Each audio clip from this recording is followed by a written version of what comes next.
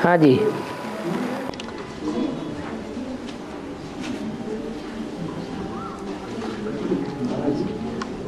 मैं 47 बंदे मारे बड़े हैं? 47 में बंदे मारे मुझे बड़े। आपको सुनाया नहीं है तो मेरे को उधर जाते टुकड़ा में बता रहे हैं 47 में क्या हुआ था ना। हाँ हाँ 47 में हाँ। तो भाई जी ने बोल रहे हैं कि उस समय काफी बंदे किए होंगे, मारे गए। हाँ हाँ, कत्ल कर दिए गए। हाँ हाँ। और उसका तो मैं वो भुगतान तो भुगतान नहीं रहा हूँ क्या, भुगतान ले रहा हूँ।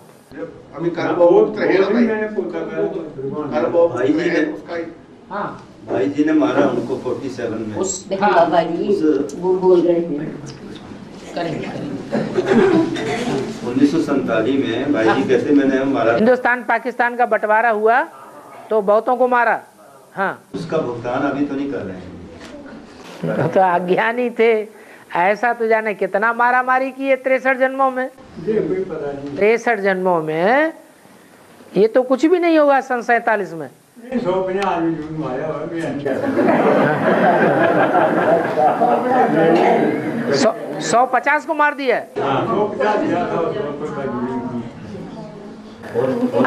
अज्ञान काल में जो भूलें की हैं उनका उतना ज्यादा नहीं बनता है, लेकिन ज्ञान में आने के बाद जो भूलें करते हैं उसका 100 गुना बन जाता है। ज्ञान के आने में कोई नहीं मारा नहीं। हाँ हाँ, तो हल्के हो गए, अभी हल्के हो गए ना।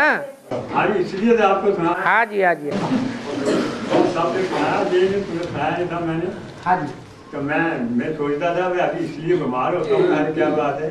नहीं, बीमारी कोई उस वक्त काम ही नहीं आता, ये ऐसा ही काम था। क्या अपने धर्म के लिए सब कोई करते हैं।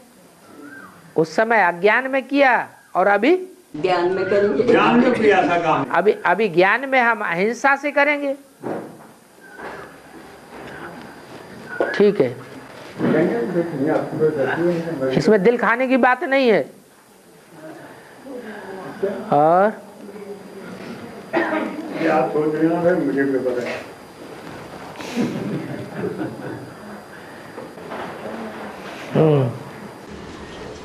जैसे देश की आज़ादी के लिए बहुत बड़ा आंदोलन चला, कुर्बानियाँ भी दी गई, आंदोलन चला, ऐसे ही वर्तमान में एक भ्रष्टाचार समाप्त करने के लिए एक अभियान चला रहे हैं अन्ना हजारे जी। है? उनका नाम है अन्ना हजारे। हाँ। वो एक पूरा देशव्यापी अभियान चला रहे हैं और उनको नाम दिया गया है दूसरी आज़ादी। दूसरी आजादी। हाँ, मतलब एक आज़ादी थी जो अंग्रेजों से आज़ादी, हाँ, एक भ्रष्टाचार से आजादी। भ्रष्टाचार से आज़ादी के लिए अन्ना हजारे ने, जिसमें रामदेव जी भी उनका सहयोग दे रहे हैं। हाँ और भी बुद्धिजीवी लोग उनके साथ जुड़े हुए हैं। हाँ, इसको बेहद में हम कैसे, बेहद में तो बाबा ने बता दिया। यहाँ असली भ्रष्टाचार है काम विकार का भ्रष्टाचार। उनको तो इस चीज का ज्ञान नहीं है, बिल्कुल ज्ञान नहीं है। और जब तक काम विकार का भ्रष्टाचार नहीं हटेगा तब तक ये भ्रष्टाचार हट ही नहीं सकता। और वो जो अनशन कर रहे हैं, जैसे खाना छोड़ के व्रत कर रहे हैं, वो तो हठ योग हो गया। हठ योगियों की लिस्ट में चले गए। हठ योग से तो कुछ होने वाला नहीं है। सारा परिवर्तन राजयोग से होना है। लेकिन सरकार उनके आगे झुकी है। सरकार खुद भ्रष्टाचारी है इसलिए झुकी है, झुक रही है, क्योंकि उनका हुजूम बढ़ रहा है। भ्रष्टाचार का भी हुजूम बढ़ रहा है। सरकार भी तो चाहती है भ्रष्टाचार कम हो जाए, लेकिन सरकार के कुर्सियों पर बैठे हुए लोग खुद भ्रष्टाचारी हैं। तो भले ऊपर से झुक जाएं, लेकिन अंदर से तो भ्रष्टाचार नहीं छोड़ रहे हैं। ये भ्रष्टाचार जिसे हम भ्रष्टाचार कहते हैं, उसकी जड़ें जितनी गहरी हैं उससे कई गुनी ज्यादा गहरी जड़ें हैं काम विकार की, भ्रष्ट आचरण की, व्यभिचार की।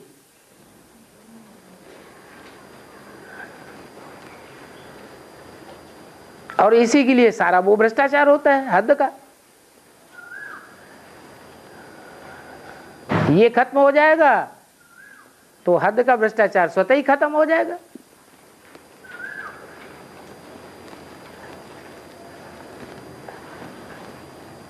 बाहर की दुनिया में जो होता है हद में, वो बेहद की दुनिया में भी बेहद में होता है। तेलुगु में अन्ना कहते हैं बड़े भाई को।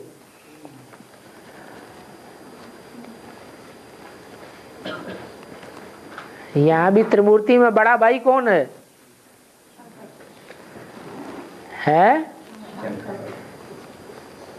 विष्णु को कहेंगे चाचा, छोटा भाई है। ब्रह्मा को कहेंगे बाप, और शंकर को ताऊ,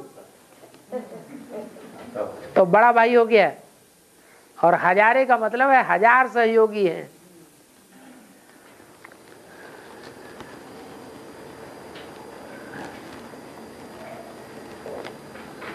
और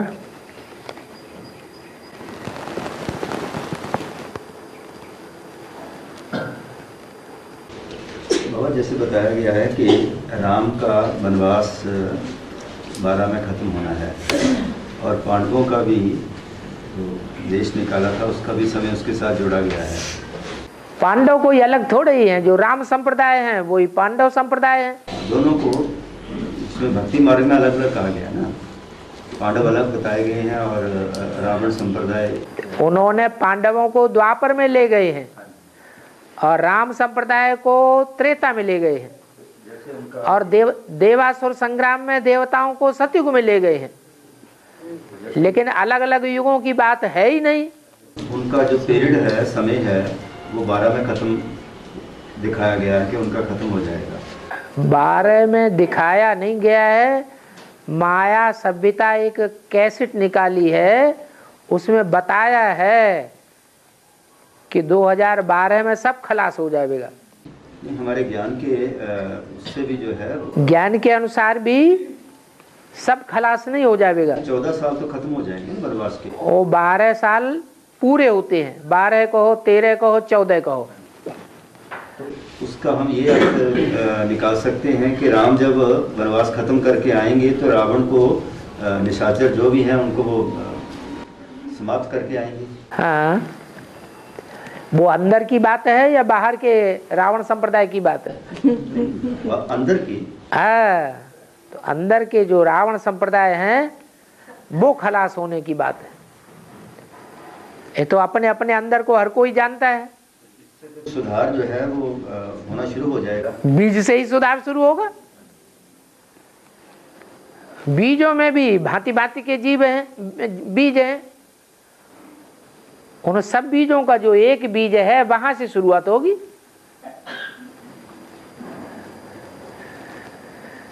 इसका बाहर की दुनिया के ऊपर भी तो असर देखने में मिलेगा। बाहर की दुनिया में बाद में, अंदर की दुनिया हमारे खोपड़े के अंदर ही सारी दुनिया है। तो मनोवृत्तियां परिवर्तन होना शुरू हो जाएगा। हाँ, हर एक का अपना अपना वायुमंडल है।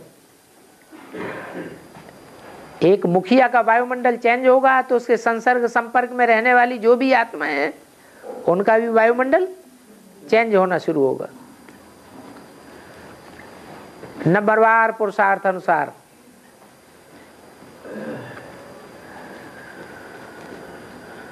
बृहस्पति की दशा लगनी आरंभ हो जाएगी।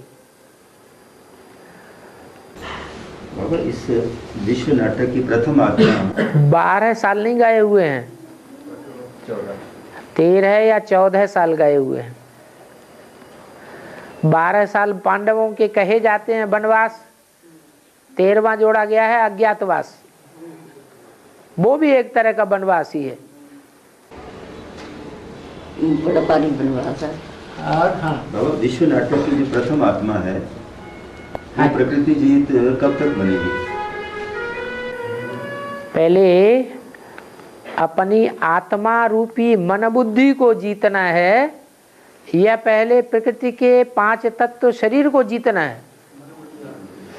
पहले तो मन बुद्धि रूपी आत्मा को जीतने की बात है। आत्मा को जीतना माने आत्मा एकाग्र हो जाए, मन बुद्धि एकाग्र हो जाए। जब एकाग्र हो जाएगी तो वायुमंडल को बांधना शुरू करेगी, और वायुमंडल जब बंधेगा तो वायुमंडल के अंदर आने वाले जो भी 5 तत्व हैं, अणु हैं, वो भी बंधायमान होना शुरू होंगे। पहले प्रकृति का परिवर्तन नहीं होगा,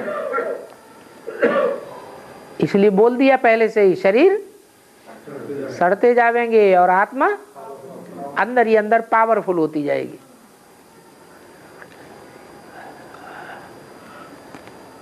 और बाबा, जीव का स्वरूप सेवक के रूप में है। उसे जीव का स्वरूप सेवक के रूप में है। उसे माया या परमेश्वर में से किसी एक की सेवा करनी होती है।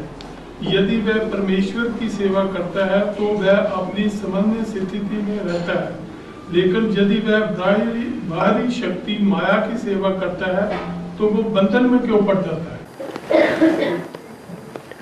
क्योंकि एक के अलावा सब बंधन में रहने वाले हैं। दुनिया में कोई भी ऐसी आत्मा है जन्म मरण के चक्र में आने वाली जो बंधन में नहीं पड़ती है? तो सारे ही बंधन में रहने वाले हैं। इन आंखों से जो भी देखने में आते हैं वो सब बंधायमान है। एक है जो इन आंखों से देखने में नहीं आता है, निर्बंधन है सदैव। तो संग के रंग का असर पड़ जाता है।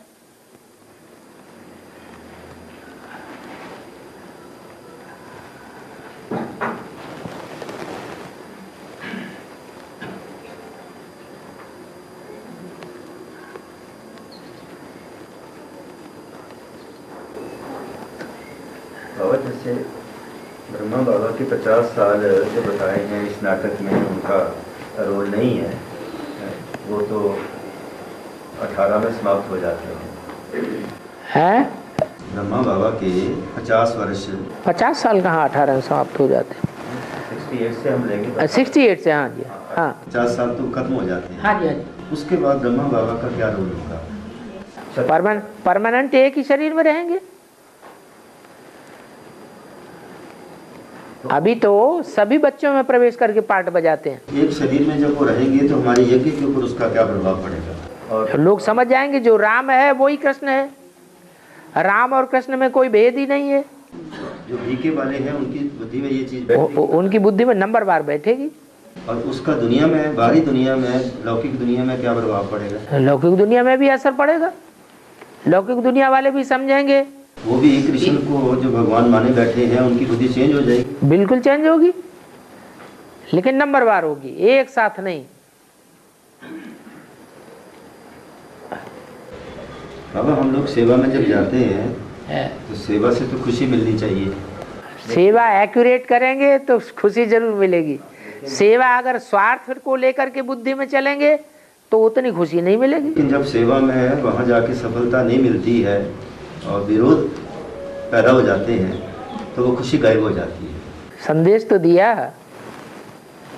लेकिन खुशी तो नहीं मिली। जब हमारी बुद्धि में बैठना चाहिए कि जो हम जहाँ भी कदम रखा है वहाँ हमारी सफलता हुई पड़ी है। कहीं बीज डाला जाता है, वो बीज पथरीली जमीन पर पड़ा है तो तुरंत उगेगा नहीं, लेकिन अगर भुरभुरी मिट्टी को हमने पहचान करके बीज डाला है तो वो तुरंत फल देगा। इसलिए परख करके ज्ञान दान देना चाहिए। परख न होने के कारण पथरीली जमीन पर बीज डाल दिया जाता है तो वो तुरंत फल नहीं देता है और हम मायूस हो जाते हैं।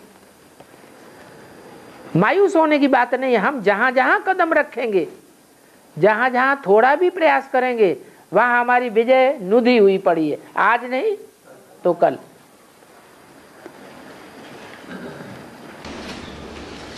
बाबा, शुरू में जो एनटीओ मंडली का जिक्र आया है यज्ञ में, हाँ जी, हाँ, तो वो एनटीओ मंडली किसे कहेंगे? क्या बीके वालों को आज हम एनटीओ मंडली कह सकते हैं? एक्चुअली झगड़ा किस बात पर हुआ था? शुरुआत से ही यज्ञ में किस बात पर झगड़ा होता चला आया है? यज्ञ में जो भी झगड़े हो रहे हैं, अभी भी हो रहे हैं और पहले भी होते रहे हैं, उनका मूल कारण क्या रहा है? मूल कारण रहा है पवित्रता। ये प्योरिटी की परिभाषा दुनिया वाले जान सकते हैं कि हम बच्चे जान सकते हैं? हैं? हम बच्चे जान सकते हैं। दुनिया वाले तो इस परिभाषा को समझते ही नहीं है। और यज्ञ के आदि से ही धोबी घाट चलता चला आ रहा है। वो धोबी घाट जो चला है यज्ञ के आदि से ही, उसकी गहराई को यज्ञ के अंदर साक्षात्कार कर करके जो संपर्क संसर्ग संबंध में आ गए, वो उससे अटैच्ड हो गए या दुनिया वाले अटैच्ड हो गए? अटैच कौन हुए? जो संसर्ग संबंध संपर्क में आ गए पूरे रीति, वो अटैच हो गए। उनके लिए गुप्त नहीं रहा और दुनिया वालों के लिए वो राज गुप्त बना रहा। वो नहीं समझ पाए कि भगवान इस सृष्टि पर आता है तो कैसे परिवर्तन करता है। न समझने के कारण वो बात आखिर खुलेगी या नहीं खुलेगी? खुलती है। जब खुलती है तो दो पार्टियां हो जाती हैं। एक पार्टी विरोध करती है, बाहरी दुनिया वाली। जब विरोध करती है तो अंदर जो कच्चे कच्चे घुसे हुए हैं वो दुनिया वालों के साथ मिल जाएंगे अपनी कमजोरी के कारण, या अंदर जुड़ करके रहेंगे? हैं? वो दुनिया वालों के साथ मिलने लगे। जो भी मिलने लगे वो भक्ति मार्ग के फाउंडेशन वाले थे या ज्ञान मार्ग के फाउंडेशन वाले थे? सारे के सारे भक्ति मार्ग के फाउंडेशन वाले थे। जो उनमें सबसे अव्वल नंबर कौन था? वो पहले भाग गया। बस झगड़ा जोर पकड़ गया। जैसे क्राइस्ट को जान से मार दिया, वो भी कौन सी बात थी? पवित्रता की बात थी।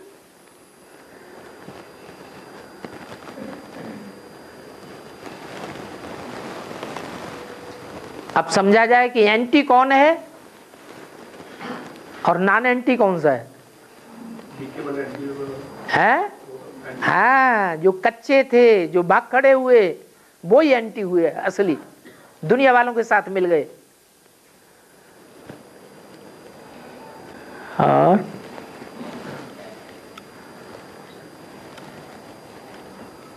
मगर बाबा उन्होंने यज्ञ के आदमी में तो यज्ञ को संभाले रखा है। वो ब्रह्मा बाबा उधर तो डटे रहे यज्ञ के आदि में डटे रहे। सिंध हैदराबाद किस लिए गए? सिंध हैदराबाद से छोड़ करके किस लिए गए? नहीं बाबा,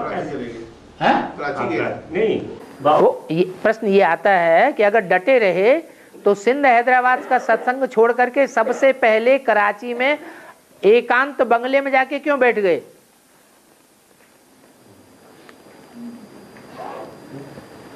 बाबा इसमें है ना 42 की बात है बाबा। 42 में तो उसने शरीर छोड़ा, प्रजापिता ने।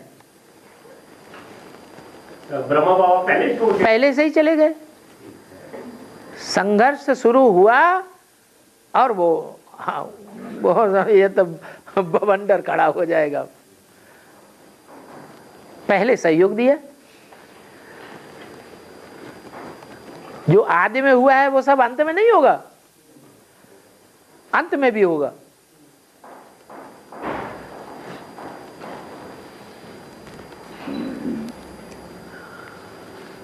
उस समय पता चलेगा कौन अंत तक सहयोगी रहने वाले हैं और कौन भाग खड़े होने वाले हैं, कौन दुनिया का मुकाबला करेंगे और कौन दुनिया के साथ मिल जाएंगे।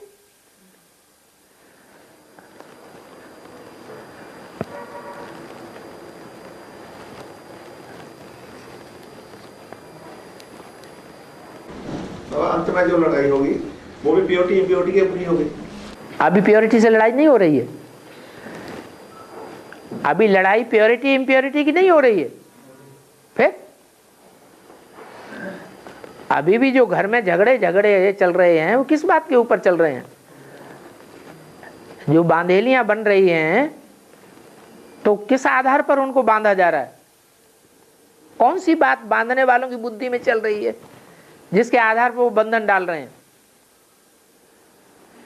कोई बात है या नहीं है? है? और सत्संगों में जाने के लिए तो बंधन नहीं डालते हैं, यहां ही बंधन क्यों डाला जाता है?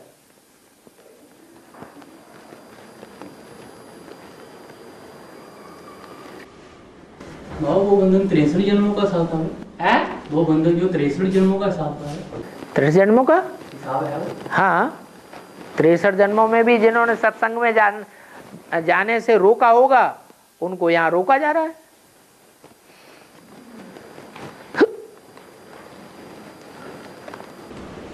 और जैसे कहा गया है कि सिर्फ 8 ही हैं जो फ्लोलेस होंगे, हैं फ्लॉलेस बनेंगे। हाँ 8। हाँ, ये सजाएं नहीं खाएंगे। हाँ सजाएं नहीं खाएंगे। तो ब्रह्मा बाबा तो 8 में आते नहीं है। वो चंद्रवंशी है या सूर्यवंशी है? तो इनको भी सजा मिलेगी। अरे अभी भटक नहीं रहे हैं? धर्मराज इनको कैसे कहा गया? वो शरीर में जब संपन्न बनेंगे तो शरीर के आधार पर, जिस शरीर में परमानेंट प्रवेश करके कार्य करेंगे तो झुक जाएंगे ना। जब ये धर्मराज हैं तो धर्मराज को सजा कौन देगा? वो जो शरीर है तो शरीरधारी ही राम वाली आत्मा स्वयं ही धर्मराज हो गई। बाबा ने बोला मैं शरीर धारण करवा के सजा दूंगा। है बाबा ने तो बोला शरीर धारण करवा के सजा दूंगा। और क्या सूक्ष्म शरीर सजा देंगे? जितने भी सूक्ष्म शरीरधारी हैं उनको सजाएं नहीं मिलेंगी। ब्रह्मा जैसी आत्माएं जो शरीर छोड़ गई और उनको अब शरीर नहीं मिलना है, जो भी ब्रह्मा कुमार कुमारियां शरीर छोड़ रहे हैं उनको अब शरीर मिलना नहीं है ब्रह्मा बाबा की तरह, मम्मा की तरह, तो क्या उनको वो सजाएं नहीं खाएंगे? कैसे खाएंगे सजाएं? कोई न कोई शरीर में प्रवेश करेंगे। जैसे औलिया होते हैं तो बांध लेते हैं शरीर के अंदर, ऐसे शरीर के अंदर बांध करके सजा दी जाएगी। सुप्रीम जस्टिस किसको कहेंगे? एक ही तो है सुप्रीम जस्टिस, कोई दूसरा है? उसी में शिव प्रवेश करता है, उसी में धारणाओं का राजा प्रवेश करता है। धारणाओं के राजा को सजा जो है सुप्रीम जस्टिस देंगे। 2 आत्माएं हैं, एक परमात्मा है सुप्रीम सोल, तीनों मिलकर के जस्टिस बनते हैं या एक बनता है? दुनिया में भी जो बड़े बड़े क्या नाम न्यायालय होते हैं उनमें कितने बैठते हैं बड़े बड़े फैसले करने के लिए? 3 की बेंच होती है ना, तो यहाँ भी ये 3 है। ब्रह्मा की सोल, राम की सोल और शिव की सोल। इसीलिए इसको ट्रिब्यूनल कहा गया इंग्लिश में। हाँ जी, शरीर एक ही है।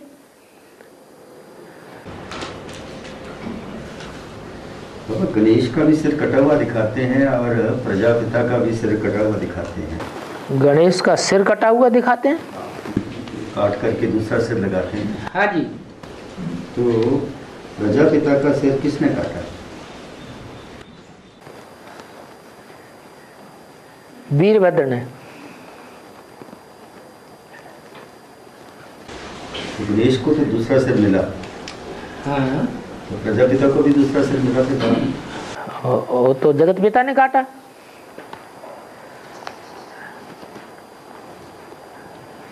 भगवान तो ढेर बन गए,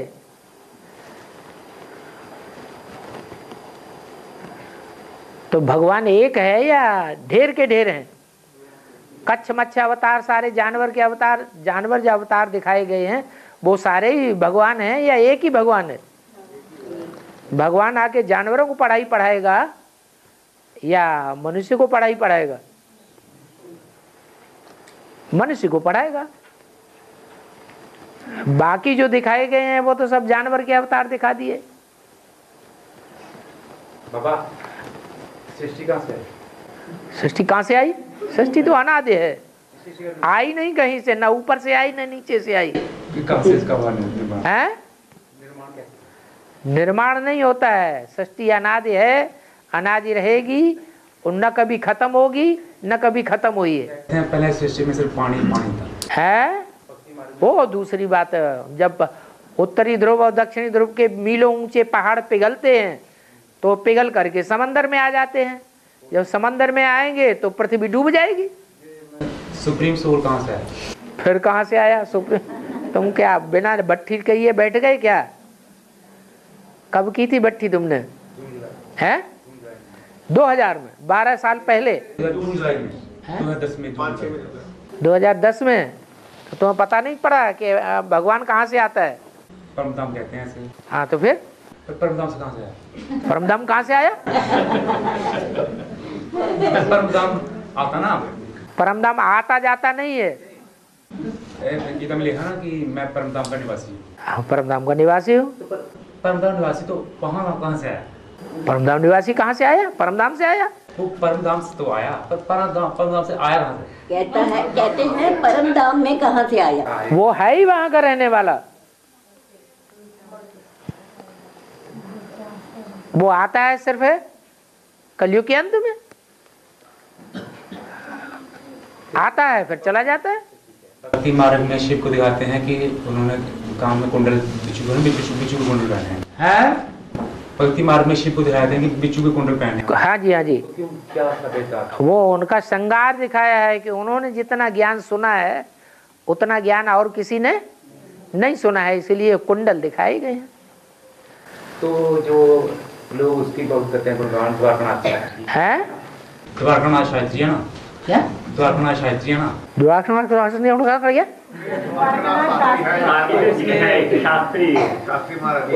कोई शास्त्री जी हैं वो बहुत ही मतलब उसकी चर्चा बहुत चली है। तो उसमें प्योरिटी है या ऐसी है? उसमें प्योरिटी है धोती उन्होंने आत्मदाह किया था। तो उससे क्या होता है? आत्मदाह, जो आत्मदाह होता है, आत्मा कभी दहकती है क्या? और शरीर को जला दिया था, अपने शरीर को अग्नि में जला दिया था। हाँ, शरीर को जला देना ये तो जीव हत्या कर दी। जीव हत्या करने वाला पापी होता है या पुण्यात्मा होता है? वो तो पापी हो गए। वो सूक्ष्म शरीर धारण करते हैं जो जीव हत्या करते हैं। इससे तो अच्छा दूसरों की हत्या कर दो। जो अपने को ही नहीं छोड़ता वो दूसरों को क्या छोड़ेगा? उन्होंने आते की तो कुछ द्वारकानाथ में कोई दुखी में कोई दया होती है ऐसा? हाँ जी। और प्रश्न आया है, एक शिव बाबा दूसरा न कोई, इस स्टेज में जो रहती हैं वो शेरनी शक्तियां हैं जो बाबा को छोड़कर चले जाते हैं और दूसरों का आधार लेते हैं।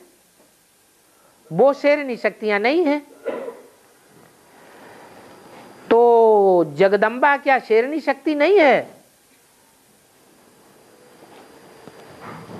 यहां आधार लेना सिर्फ शरीर के लिए लागू होता है ज्ञान मार्ग में, या बुद्धियोग के लिए भी लागू होता है? खास बुद्धियोग की बात है। जैसे जगदम्बा महाकाली का भी रूप धारण करती है, एकदम तामसी बनती है, तो भी उसके मस्तक में शंकर का चित्र दिखाया जाता है। इससे क्या साबित होता है कि मन से किसको याद करती है? एक को ही याद करती है। देखने वालों को लगता है ये किसी के अधीन है, लेकिन वो सिर्फ दिखावे के लिए अधीन है। जैसे शिव के ऊपर नारियल चढ़ाते हैं, 3 आंखों वाला नारियल चढ़ाते हैं ना, ऐसे ही शक्तियों के ऊपर भी नारियल चढ़ाते हैं। नारियल का अर्थ क्या है? जो रियल नहीं है, जो देखने में आता है वो पुरुषार्थ रियल नहीं है। शंकर का भी वो पुरुषार्थ रियल नहीं है जो देखने में आता है। इसलिए मुरली में बोला है, तुम बच्चे शंकर को भी समझ न सको कि असली पार्ट क्या है। ऐसे ही ये भी बोला है, रचयिता तो फिर भी समझ में आ जाता है, लेकिन रचना को समझना और ही मुश्किल है। भक्ति मार्ग में भी कहते हैं, विदेहु ने नार हृदय गति जानी।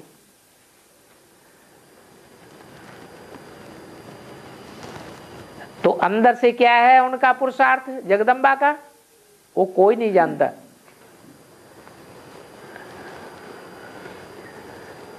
और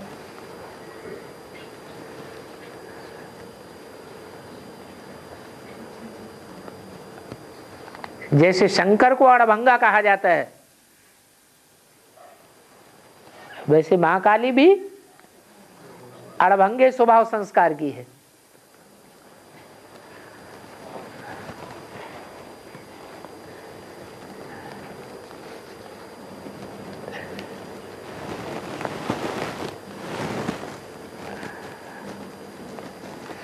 कर्मातीत अवस्था का क्या अर्थ है? कर्म अतीत,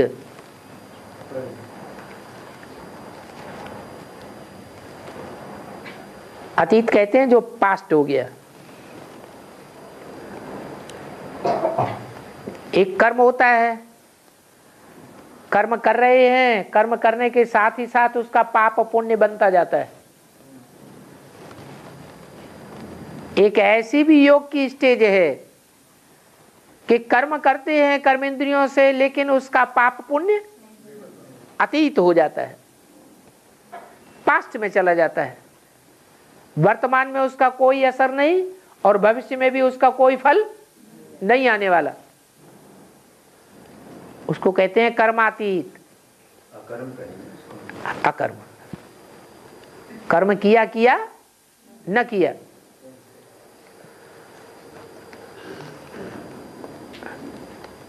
मन को कंट्रोल करने की बात है।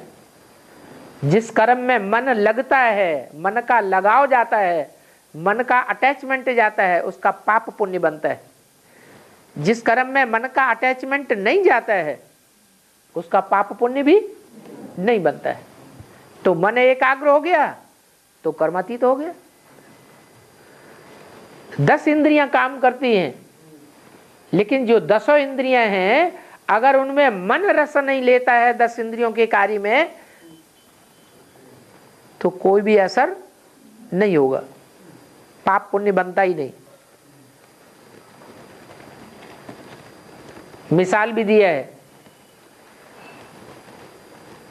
महबूब अपनी महबूबा की याद में जा रहा है कारखाने में, रास्ते में ढेर के ढेर लोग निकल जाते हैं नजरों की सामने से। उसे पूछा जाता है, तुमने किस किस को देखा? वो कहता किसी को नहीं देखा। तो आंखें तो खुली रही, आंखें नहीं खुली रही तो घर से निकल करके कारखाने तक कैसे पहुंच गया? आंखें भी खुली रही, टांगे भी चलती रही, कर्मेंद्रियों ने काम तो किया ना। फिर उसे याद क्यों नहीं है कि किसको किसको देखा? क्योंकि मन दूसरी तरफ लगा हुआ था। तो सारा मन का खेल है। जैसे कहा जाता है काम जीते जगत जीत, ऐसे ही क्या कहा जाता है? मन जीते जगत जीत।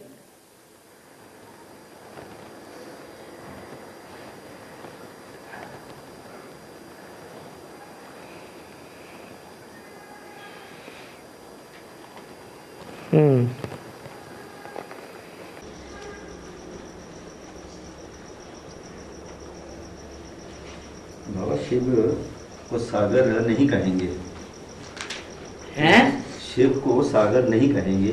हाँ, क्योंकि सागर आधार लेता है धरती का। हाँ जी। तो फिर सागर कौन है?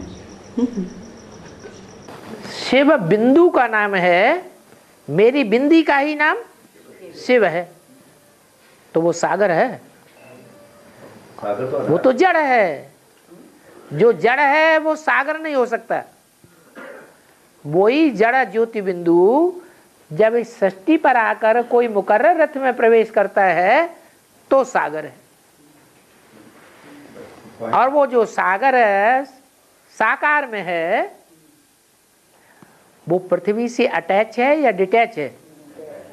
पृथ्वी से अटैच है, पृथ्वी का आधार लेता है। वो निराकार ज्योति बिंदु आधार किसी का नहीं लेता है।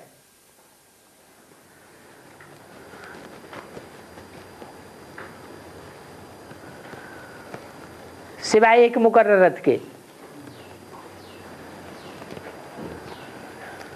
और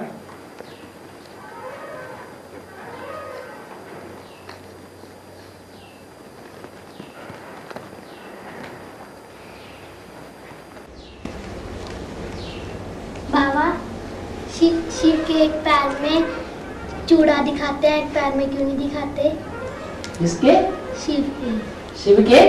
शंकर के शंकर के पैर में एक वो दिखाते हैं ना, कड़ा दिखाते हैं ना, डाले पर बोलते एक में नहीं दिखाते, उसका क्या रखो? हाँ, कड़ा जो है माताओं के भी टांग में कड़े डाले जाते हैं कि नहीं है? और जेल में जो जेली होते हैं, कैदी होते हैं, उनकी टांग में भी कड़े डाले जाते हैं। हाँ, बेड़ियां कहते हैं उनको, बेड़ी बंधन। एक ही टांग में बंधन है, दूसरी टांग में बंधन नहीं है। इसका मतलब क्या हुआ? विकारों का बंधन एक टांग में है, दूसरी टांग में विकारों का बंधन नहीं है। इसलिए बोला कि रुद्रमाला के मण के लंगड़े हैं या अंधे हैं? लंगड़े हैं। जिसके पाँव में बेड़ी पड़ी हुई हो वो लंगड़ा लंगड़ा के चलेगा या दौड़ेगा? लंगड़ा लंगड़ा के चलेगा। हाँ, भक्ति मार्ग में शंकर को बहुत ही क्रोधी दिखाया गया है। बहुत जल्दी प्रसन्न होने वाला भी तो दिखाया जाता है। वो तो सब कुछ है, दुनिया की ऐसी कोई बात नहीं जो तेरे पर लागू न होती हो। विरोधी बातें भी लागू होती हैं, अवरोधी बातें भी लागू होती हैं।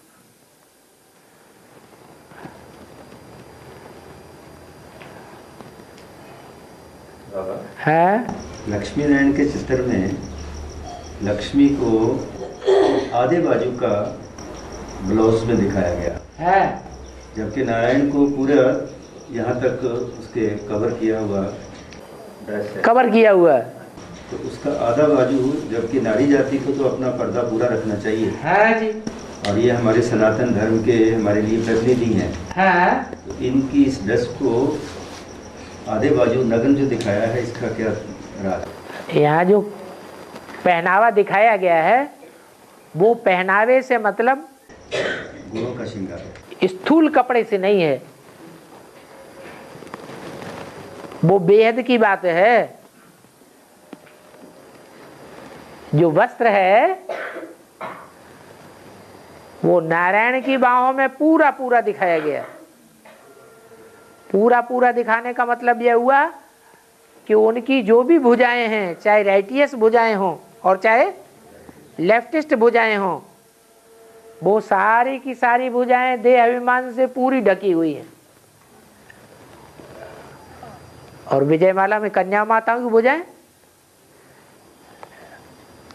वो देहवान नहीं है उतना। जैसे बाबा ये कहा गया है कि नारी जाति में देह अभिमान ज्यादा होता है।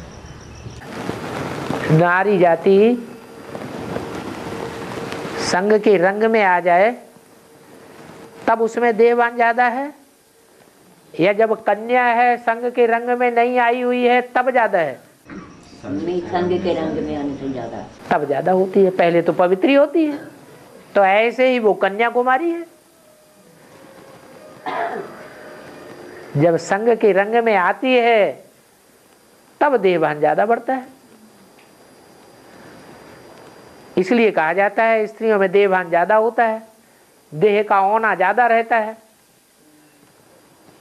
पुरुष नहीं जल्दी घड़ी घड़ी पल्लू संभालेंगे, और स्त्रियां घड़ी घड़ी पल्लू संभालती है।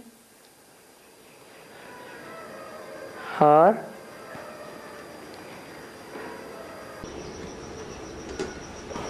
बाबा, जैसे अभी भारत ने क्रिकेट में विश्व कप जीता है और क्रिकेट का बड़ा जबरदस्त जुनून दुनिया के अंदर देखने में आया, इसको बेहद में दुनिया में देखने में आया है। हुआ तो हिंदुस्तान पाकिस्तान के बीच में, तो हिंदुस्तान पाकिस्तान वालों की जो दुनिया है उनको ज्यादा रस आएगा या दुनिया के दूसरे देश वालों को ज्यादा रस आएगा? किसको आएगा? विश्व कप था जरूर, लेकिन उसमें भाग किसने किसने लिया? पाकिस्तान और हिंदुस्तान ने भाग लिया। तो हिंदुस्तान और पाकिस्तान वालों के लिए तो बहुत ज्यादा इंटरेस्ट की बात हो गई, दुनिया वालों के लिए उतना इंटरेस्टेड नहीं है।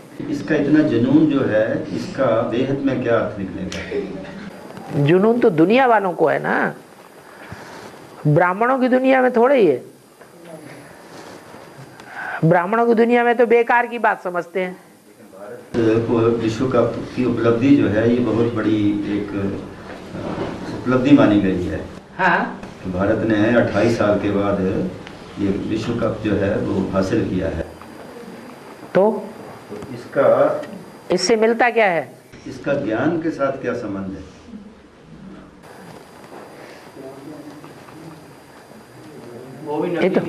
ये तो फालतू की बात है। क्रिकेट निकला बाबा है, वो भी दूसरे दिन पता चला नकली था। हाँ, ये एक तरह की फालतू बात है। क्योंकि क्रिकेट जो है वो विदेशी खेल है या स्वदेशी खेल है? विदेशी खेल है, और विदेशों से जो भी चीजें निकली हैं वो फायदेमंद है या नुकसानदायक है? Wastage of time, money and energy. और आज सबसे ज्यादा महत्व क्रिकेट को दिया जा रहा है। हम सारे भारतवासी या पाकिस्तानी कौन सी सभ्यता में रंगे हुए हैं? तो उसी को महत्व देंगे ना।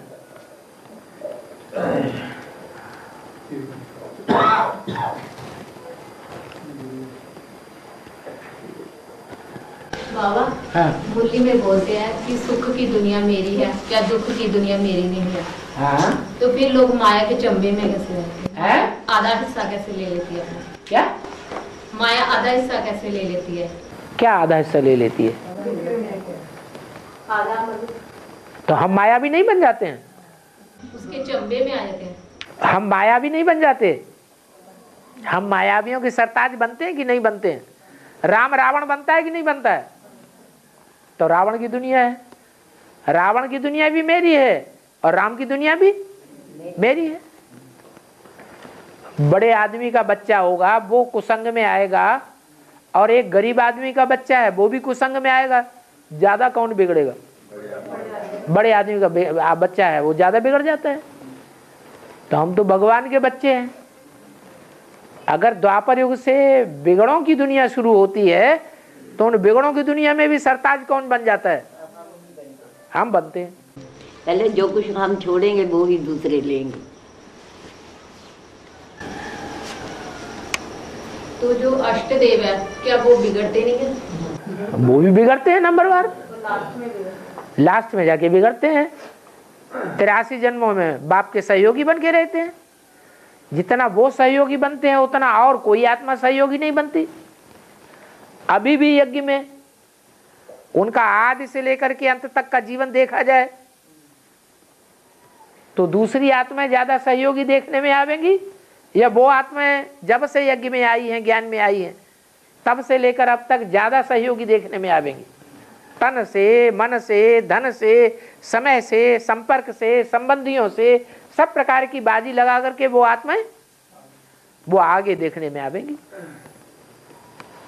बाबा, जैसे जापान में वो विनाश हुआ रात के 2 बजे है, जापान में विनाश हुआ ना, है रात के 2 बजे में सब सोए हुए उस वक्त, तो मालूम नहीं था कि विनाश।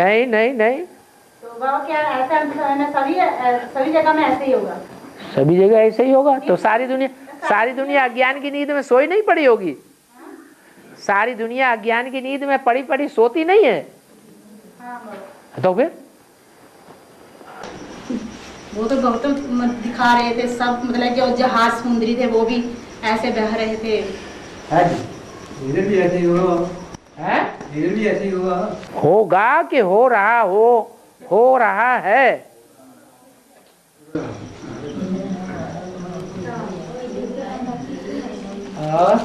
बाबा भक्ति मार्ग में दुर्गाष्टमी और रामनवमी मनाई है? हाँ, अष्टमी और नवमी मनाई जाती है। नवरात्रि जाते हैं, दुर्गाष्टमी, रामनवमी। हाँ, तो हमारे जो अपना ज्ञान मार्ग में ये देहात की दुर्गाष्टमी और रामनवमी, माने पहले जन्म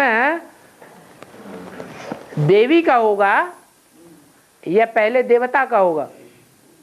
पहले प्रत्यक्षता किसकी होगी? पहले शक्तियां संसार में प्रत्यक्ष होंगी या पहले देवता प्रत्यक्ष होगा? आगे किसको किया जा रहा है? शक्तियों को आगे किया जा रहा है, तो शक्तियां ही आगे रहेंगी। फिर दूसरे जो 6 महीने के बाद बाबा आते हैं नवरात्र, उसमें 10वां दशहरा मनाया। हाँ, तो यहाँ भी तो ब्राह्मणों की दुनिया में 2 प्रकार की शक्तियां, एक बेसिक में है और एक एडवांस में भी है। तो पूरे संगम युग में 2 प्रकार की शक्तियां हो गई। वहां भी राम की आत्मा काम करती है और यहाँ भी आत्मा राम की आत्मा काम करती है।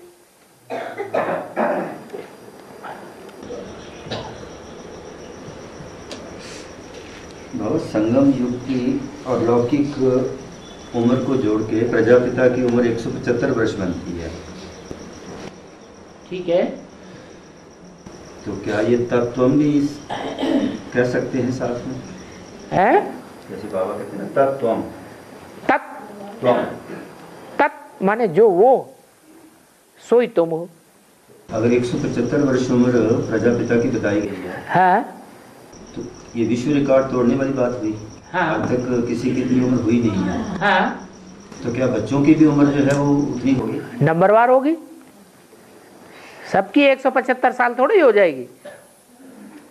अष्टदेवों का नंबर लगेगा पहले, उसमें भी नंबरवार है। अष्टदेवों की भी 175 वर्ष? 175 पूरी क्यों होगी? नंबरवार होगी या एक जैसी होगी? उसमें भी नंबरवार होंगे। और तो इसको हम सही मान के चलें कि प्रजापिता की उम्र जो है वो टोटल लौकिक उम्र। तत्वम का अर्थ दूसरे तरीके से लगता है। जैसे अर्थ लगता है आत्मा सो परमात्मा का गायन संसार में कैसे हो गया? गायन तो है ना। जब गायन है तो उसको सच्चाई भी होनी चाहिए कि नहीं होनी चाहिए? नहीं होनी चाहिए, होनी चाहिए। तो क्या सच्चाई है आखिर? जरूर कोई एक आत्मा है जो परमात्मा की स्टेज में पहुंचती है, इसलिए कहा जाता है आत्मा सो परमात्मा। एक शंकर है, जो शंकर ऐसा पुरुषार्थ करता है कि शिव समान बाप आकर के उसको आप समान बनाए देते हैं। तो आत्मा सो परमात्मा उस एक का गायन है। लेकिन गुरुओं ने क्या किया? गुरु ने अपने ऊपर लगा लिया, उनके चेलों ने फिर अपने ऊपर लगा लिया। ऐसे करते करते हर एक आत्मा सो क्या हो गई? परमात्मा हो समझने लगी।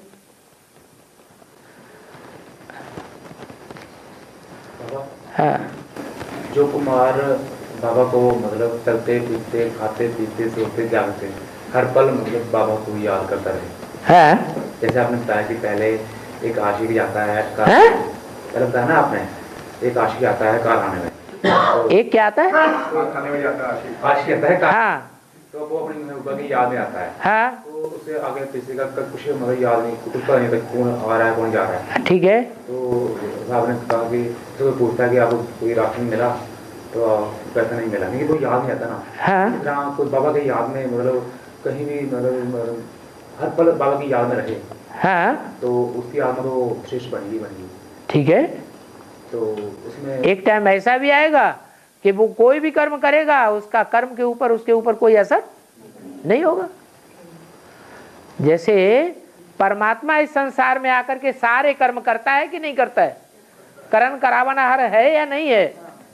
करण करावनहार है, लेकिन फिर भी उसके ऊपर कोई पाप और पुण्य नहीं चढ़ता। कई बार क्या होता है कि माया उसका मतलब ध्यान मोड़ देती है दूसरी तरफ है, आंख से, आंख ना हमारी इंद्री है, तो आंख के जरिए उसका ध्यान दूसरी तरफ चला जाता है, तो वो कुछ पलों के बाद दोबारा बाबा की याद में आता है। ठीक है, तो उसकी वो आत्मी स्थिति कमजोर होती है ना, हाँ, तभी ऐसा होता है ना। बिल्कुल।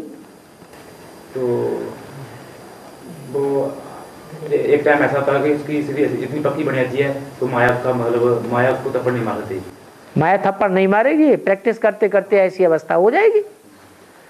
अगर सच्चाई है तो बाबा एक बात बोलूं, अगर सच्चाई नहीं है, पूरा पोता मेल नहीं देता है, पोता मेल को छुपा लेता है, तो माया नीचे गिरा देगी। तो आपने ये भी कहा कि जिसमें मतलब जिसने अच्छा पोशाक किया होगा ना, अच्छा पोशाक तो वो गिरने में थोड़ा टाइम लगेगा, आस्ता से गिरेगा वो पीछे।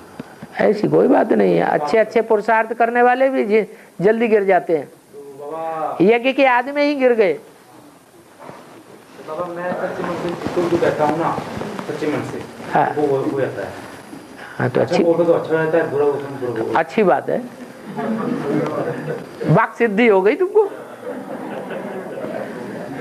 अब कह दो स्वर्ग स्थापन हो गया।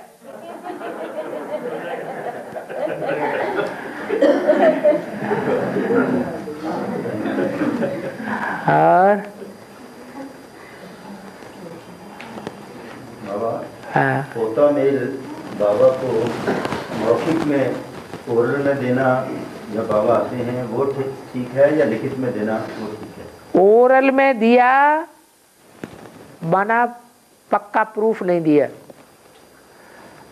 आज ओरल में दे दिया और कल कह दिया हमने कहाँ कहा था। कभी लिखित में देते हैं। इसलिए बोला गया कि पोता मिल कोई निराकार को देना नहीं है। निराकार अंतर्यामी है या नहीं है? निराकार तो अंतर्यामी है ही, तो देना किसको है? साकार को देना। अब साकार को जो देना है तो वो साकार तो पक्का प्रूफ साकार में लेगा या नहीं लेगा, उसे तो प्रूफ चाहिए। क्योंकि मुरली में तो बोल दिया, अव्यक्तवाणी में भी बोल दिया कि बुद्धिमान बाप के बच्चे बिना प्रूफ और प्रमाण की कोई बात मानते ही नहीं। तो 100 बार बक्का, एक बार लिखा, लिख करके दे दिया तो पक्का प्रूफ हो गया। बना स्वीकार कर लिया क्या हमसे ऐसी गलती हुई।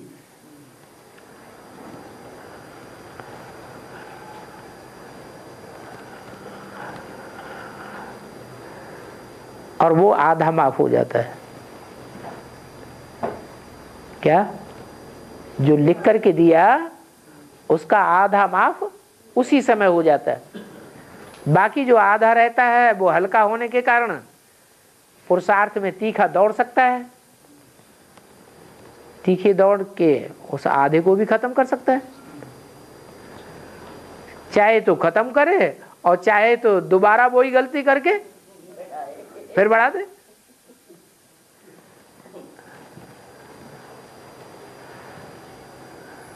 तो कोई कोई तो बार बार लिखते रहते हैं, बार बार देते रहते हैं,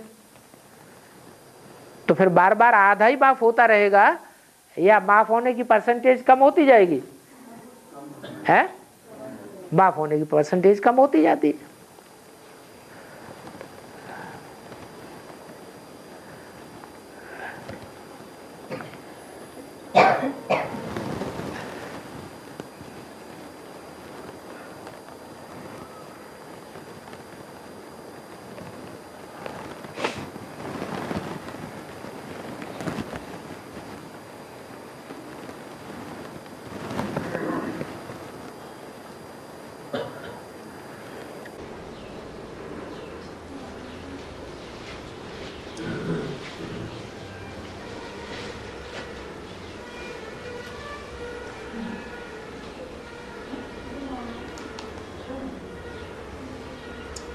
बाबा जैसे ब्लड रिलेटेड जो हैं, हाँ, वो तो उनके लिए तो बाबा ने कहा है कि वो ज्ञान में आएंगे। ठीक है। तो जो ज्ञान में चलते हैं उनके बच्चे तो हो गए ब्लड रिलेटेड, ठीक है, लेकिन उनके साथ जो उनके काउंटर पार्ट हैं, अर्धांगिनियाँ हैं, हाँ, वो तो ब्लड रिलेटेड नहीं है, ठीक है। तो क्या वो भी बाबा की ज्ञान के अनुसार वो भी एडवांस में आएंगी? उनके लिए नहीं बोला, परिवार के लिए बोला। परिवार में जैसे लड़का है, बहू है, वो सब खून के संबंध में हो गए। बहू को खून के संबंध में कैसे जोड़ कहेंगे, क्योंकि लड़के का खून उस बहू में चला गया। लड़की दी गई है कहीं, तो लड़की का खून लड़के में जाएगा या लड़के का खून लड़की में आएगा? है? हाँ जी।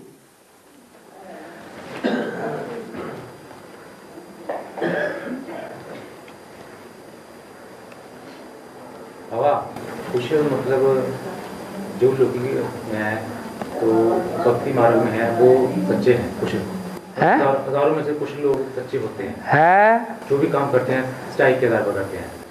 कोई कोई सच्चे होते हैं, जिस साधु है, साधु देख लीजिए, साधु सन्यासी सच्चे होते हैं। साधु देख लीजिए, 100 हजारों में से साधु एक सच्चा भी होता है। उसका मतलब सच्चाई पर चलना बोलते हैं बहुत कम होते हैं। हाँ, तो उनको कौन सा पद मिलेगा? वो पढ़ाई नहीं पढ़ रहे हैं तो पद कहाँ से मिलेगा? साधु सन्यासी कोई पढ़ाई पढ़ रहे हैं? यहाँ कोई बैठा है साधु सन्यासियों में से?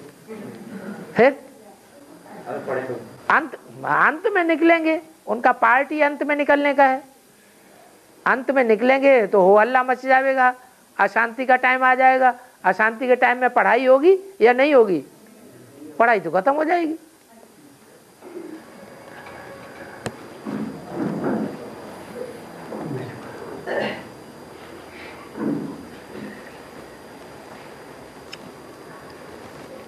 बहुत वकालत कर रहा है सन्यासियों की। वो बहुत भक्ति करते हैं। अच्छा अच्छा, करते वो सच्चाई के आधार पर है ना। हाँ, अच्छा अच्छा, PhD की है ना संस्कृति की। हाँ जी। तो वो मतलब जब वो बोलते हैं ना, जब वो संस्कृति, तो मुझे मेरी आत्मा को शांति मिलती है, मुझे बहुत आनंद आता है। हाँ, अच्छा। मैं ऐसे एक सुनता हूँ जब कहीं मतलब फूड बैठते हैं ना, हाँ, तो बोलते हैं बहुत अच्छा, हाँ, मुझे बहुत अच्छा लगता है। अच्छा, माने बहुत प्रभावित हो? वो बहुत सुंदर होता है, मुझे सुनने में आता है। अच्छा, प्रभावित माने प्रजा। तो मेरे चाहे मुझे कह रहे थे पंत बन जा है।